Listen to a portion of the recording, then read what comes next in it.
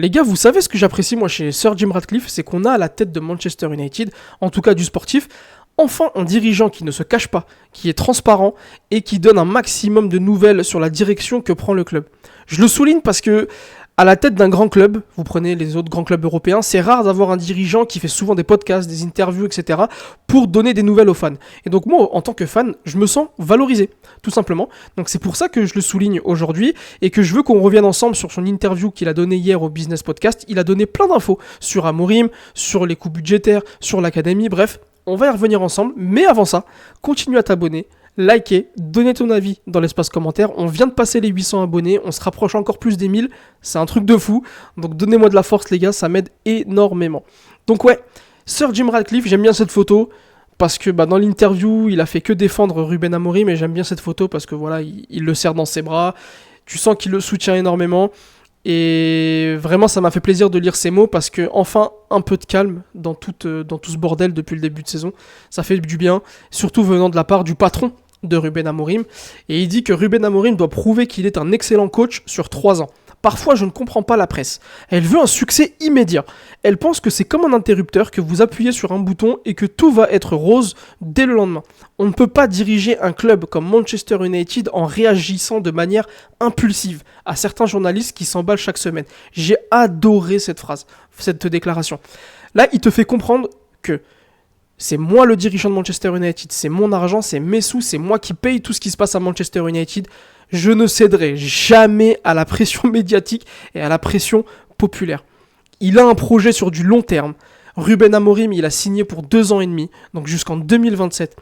Il le jugera à partir de là. Donc là, en 3 ans, donc sur 2 mercatos complets pour Ruben Amorim, il aura le temps de redessiner son équipe, de lui apporter les joueurs qu'il a besoin, et c'est au bout de tout ce processus qu'il le jugera. Mais c'est important parce qu'il dit...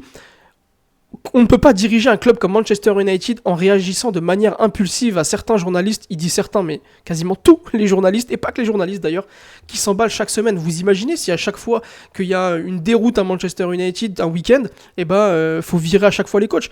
Bon, on va épuiser tous les coachs de la Terre et au bout d'un moment, il n'y aura plus personne pour entraîner Manchester United. Mais c'est important parce que je me mets à la place de Ruben Amorim. Je lis une déclaration comme ça, alors oui, ça reste de la communication. Peut-être qu'en interne, quand ils sont en face à face, il lui met un peu plus la pression. C'est normal, ça reste quand même son employeur. Mais qu'en public, ils le défendent comme ça, honnêtement, ça fait extrêmement plaisir. Parce que Ruben Amorim, je suis persuadé, encore une fois, je vais pas faire une vidéo spéciale Ruben Amorim, j'en ai assez parlé. Mais je suis sûr que c'est un bon coach et je suis sûr qu'il va faire du bon travail sur du long terme. Sauf qu'on est une fanbase de capricieux. Les journalistes aiment taper sur Manchester United. Donc ce qui se passe, c'est que tous les week-ends quasiment, on demande sa tête.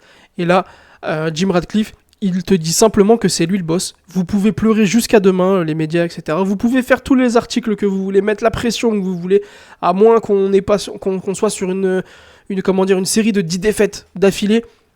Il ne le virera pas. Il ira au bout de son processus avec Ruben Amorim. Et c'est très important ce qu'il dit parce que c'est son premier coach à Ineos et à Ratcliffe. C'est son premier coach. Ten Hag, c'était pas son premier coach. C'était pas son coach. C'est pas lui qui l'avait nominé. C'est pour ça qu'il n'a pas eu du mal à le virer quand il fallait le virer. Là, c'est son premier coach. Donc, c'est une question aussi de crédibilité. Parce que si tu vires ton coach au bout de 2 mois de sa première vraie saison, quel message tu envoies ? Quel message tu propages dans le monde du football que t'es pas quelqu'un de fiable et que ton premier choix que tu fais c'est n'importe quoi et que ton projet finalement prend la mauvaise direction. Et donc de prendre le back de Ruben Amorim, c'est normal et c'est naturel. Là, il revient sur un aspect plus pécunier, on va parler un peu plus argent. Il dit qu'il y a 2 aspects, le côté commercial et le côté sportif. Logique. Que cela vous plaise ou non, le facteur externe qui a la plus grande corrélation avec les résultats est la rentabilité. Et il a totalement raison, et on a tendance à l'oublier ça. Tu veux une équipe compétitive, il te faut de l'argent. Pour faire de l'argent, il faut aussi consacrer beaucoup de temps à avoir des sponsors, à prospecter, etc. Et il a très bien compris que s'il veut monter une équipe compétitive, parce que Ratcliffe, il n'a pas un puits infini en termes de revenus, faut pas abuser non plus. Il est obligé de constituer un empire, on va dire, financier grâce à Manchester United, et il l'a très bien fait, puisqu'on est sur des années records en termes de rentabilité.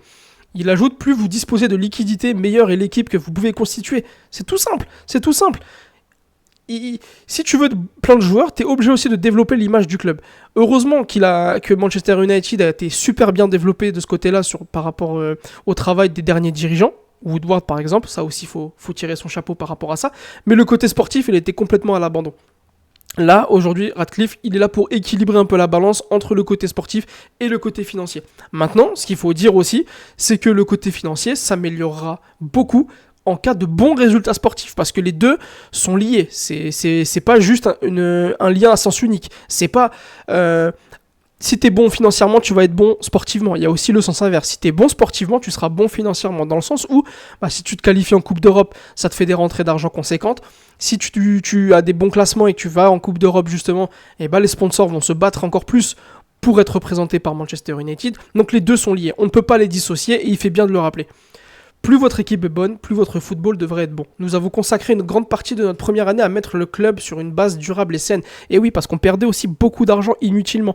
Il y avait beaucoup de choses qui étaient surpayées, que ce soit en termes d'effectifs dans le club, que ce soit en termes de salariés, que ce soit sur des salaires qui étaient énormes qu'il a fallu nettoyer. Je pense à Rashford, aujourd'hui c'est au Barça qui prend son salaire. Sancho c'est pareil, il a dû faire un gros travail de ce point de vue-là et c'est pas facile. C'est pas facile de se débarrasser de poids morts qui ont des gros salaires. Et aujourd'hui, la balance, je crois que cette année, on a perdu seulement 35 millions d'euros. C'est quoi 35 millions d'euros ou 35 millions de pounds, je sais plus exactement. Mais c'est quoi pour un club comme Manchester United ? C'est peanuts, c'est rien. C'est pour ça que quand j'entends des vidéos de Romain Molina qui pleure, oui, Manchester United perd de l'argent. 35 millions de pounds pour Manchester United, c'est rien du tout. Et l'année prochaine, je suis sûr qu'on sera dans le vert. Et encore plus si on fait une bonne saison sportive. Donc, si vous regardez nos résultats financiers de l'année dernière, nous avons enregistré des revenus plus élevés jamais réalisés, donc ouais, c'est le record, et on n'était même pas en Champions League, donc ces chiffres vont s'améliorer. Et là, petit message subliminal, petit message, on va dire, de pression à Ruben Amorim, ces chiffres vont s'améliorer juste après avoir parlé de Champions League. Le message que je lis entre les lignes là, c'est qualifie-toi en Champions League, mon gars, parce qu'on en a besoin, et c'est vrai qu'on en a besoin. Manchester United deviendra à mon avis le club de football le plus rentable au monde. Il dépassera le Real Madrid, je pense, et j'espère que cela permettra d'atteindre un niveau de football élevé, durable et à long terme. Et le mot long terme, l'expression long terme, les gars, gardez-la toujours à l'esprit, ne l'enlevez jamais de votre cerveau. Ratcliffe, il est là pour du long terme, que ce soit sportivement ou financièrement. Tous les moves qu'ils ont fait cet été, c'était pour du long terme. Voilà. Donc, moi, quand je lis des choses comme ça, je me dis qu'on a un dirigeant qui a la tête sur les épaules, ça fait plaisir. On n'a pas un gamin capricieux, ça me fait penser au mec de Nottingham Forest, là, Marinakis, je crois, qui a fait n'importe quoi cette saison, qui a viré Nuno Espirito Santo alors que c'était le début de saison, quoi. Et là, Nottingham Forest, ils sont en train de traverser le désert.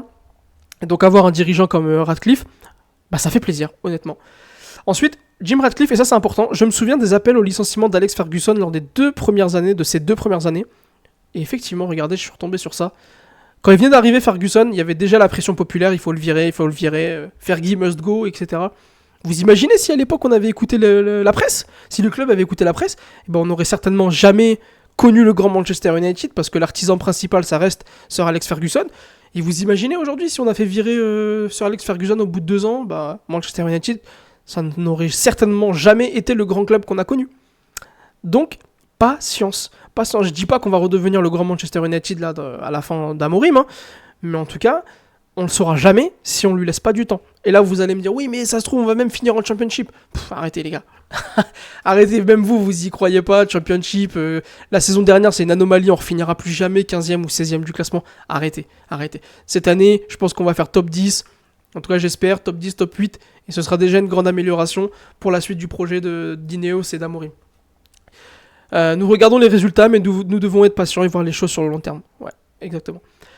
Les coûts étaient tout simplement trop élevés. Il y a des gens fantastiques à Manchester United, mais il y a aussi un certain niveau de médiocrité, et l'organisation était devenue trop lourde. Et effectivement, il y avait trop de monde sous emploi fictif à Manchester United. Au cas où vous ne le saviez pas, il y avait des mecs, des femmes, des mecs, il y avait des gens en tout cas, qui ne vivaient même pas à Manchester, qui ne travaillaient pas à Manchester, et qui étaient en télétravail depuis Londres, depuis Birmingham, depuis où vous voulez en Angleterre.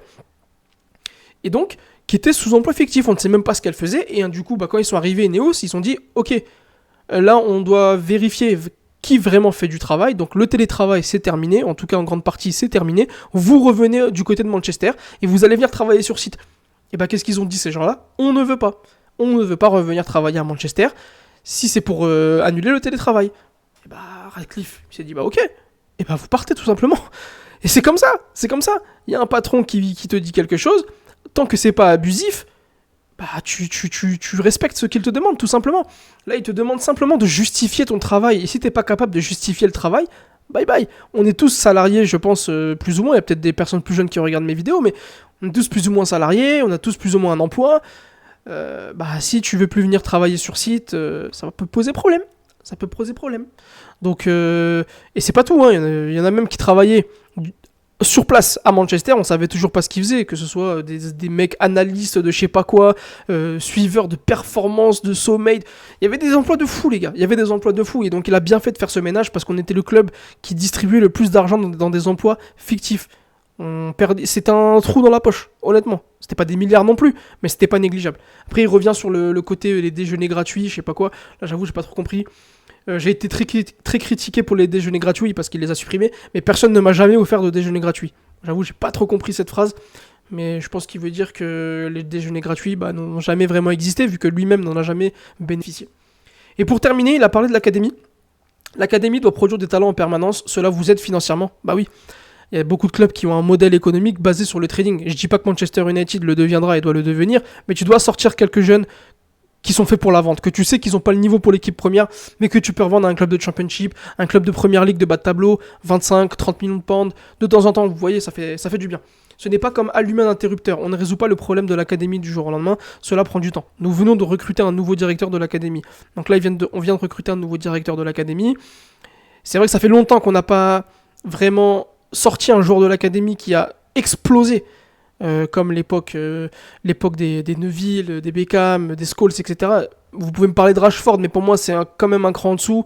Il y a Mainoo, mais Mainoo pour l'instant c'est un peu délicat pour lui. On verra si vraiment il atteindra ce niveau, je sais pas. Greenwood, pour moi c'était le joueur qui pouvait aspirer vraiment à atteindre ses sommets, mais on sait comment ça s'est passé. Donc l'académie, il faut la remettre aussi au centre de tout, parce que c'est aussi l'identité de Manchester United, il est fait bien de mettre l'accent dessus. Là, je suis un petit peu l'académie, il y a une petite pépite, Gigi Gabriel. Allez voir la vidéo de Vince United, il en a fait un format spécial sur Gigi Gabriel. Top vidéo, au passage, donc si le sujet vous intéresse, allez checker la vidéo. Mais on doit sortir plus de jeunes. On doit sortir plus de jeunes parce que pour l'image, c'est important, et pour les finances, comme j'ai dit, si tu peux revendre des jeunes qui sont pas faits pour le très très haut niveau à Manchester United, tu peux les revendre à des clubs moindres, à des bons prix, surtout en Angleterre. Donc voilà, c'était mon petit point Sir Jim Ratcliffe, parce que ce qu'il a dit hier, c'était super intéressant. N'hésite pas à me donner ton avis en commentaire. Est-ce que tu penses que c'est l'homme de la situation, tout simplement? Est-ce que tu penses que le club prend la direction aussi? Continue à t'abonner, liker et me donner ton avis dans l'espace commentaire encore une fois. Vous êtes les meilleurs, et sur ce, prenez soin de vous.